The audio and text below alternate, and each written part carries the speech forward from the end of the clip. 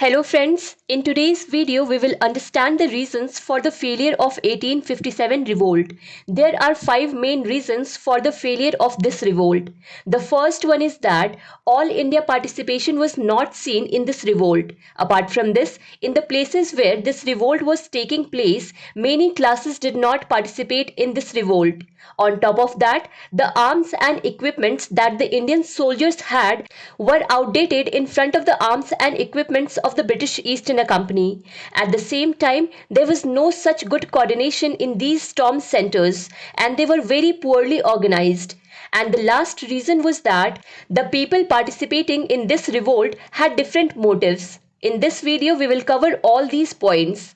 Let's start from the first point, that is, all India participation was absent.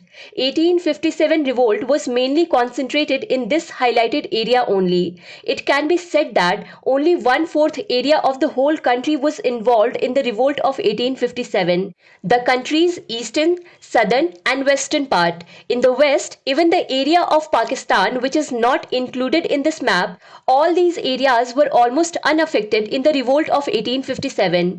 So this was a big reason why a large part of India did not participate in the 1857 revolt.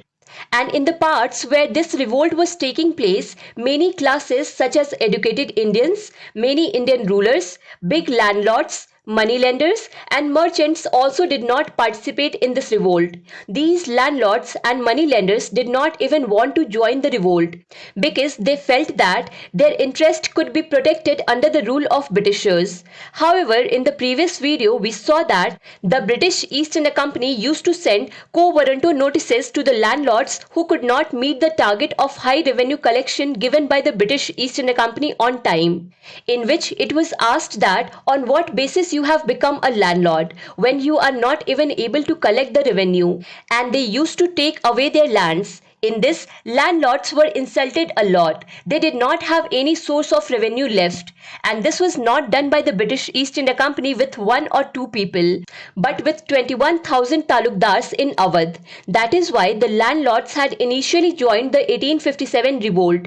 But when the British East India Company felt that at least they should be taken with them, that is why they returned their lands and these talukdars separated from the revolt. Whereas educated Indians were considering this revolt as backward looking. They had high hopes from the British East India Company. They hoped that an era of modernization could start in the country because of the Britishers. So they also decided to stay away from this revolt. Apart from this, when Indian sepoys reached many Indian rulers and asked them to join the revolt, they refused.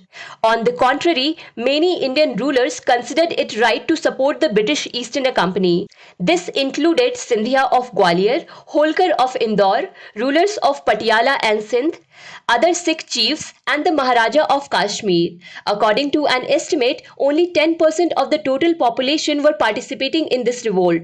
Now let's talk about poor arms and equipments. The latest Enfield rifle that was introduced was the root of all the troubles. Our Indian soldiers did not want to use it. Our Indian soldiers were using old rifles, while the soldiers of the British East India Company were using Enfield rifle musket, which was much better than the old rifles. Apart from this, our soldiers had old type of weapons such as swords, spears, etc. And the British East India Company had very good war ammunitions.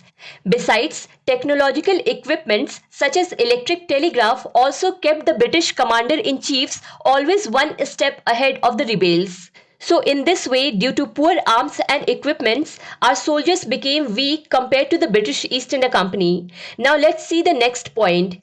It was a poorly organized revolt. There was no coordination, no central leadership.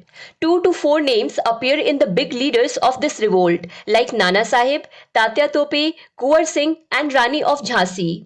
But they also did not have any special experience as compared to the British generals who were fighting against them. No doubt our leaders showed tremendous grace, but when it comes to war strategy and tactics, our leaders did not have any special experience with it. Apart from this, the last point is no unified ideology. In this revolt, everyone was fighting because of their personal reasons and grudges. For example, Rani Lakshmi Bai was fighting in this revolt because Britishers had taken away Jhansi from her. Bahadur Shah Zafar had to reinstate Mughal Empire again. Sepoys were upset because they were not getting allowance, and then they were also being asked to use Enfield rifle. Kuwar Singh's land was also taken away by the Britishers. So when everyone's objective was different, it was easy for the Britishers to strategically suppress everyone separately, and they did the same. So we understood why 1857 revolt failed. To understand Indian history and Indian polity in detail, do follow Bookstawa playlist. Link is given in the description box. Thank you for watching Bookstawa.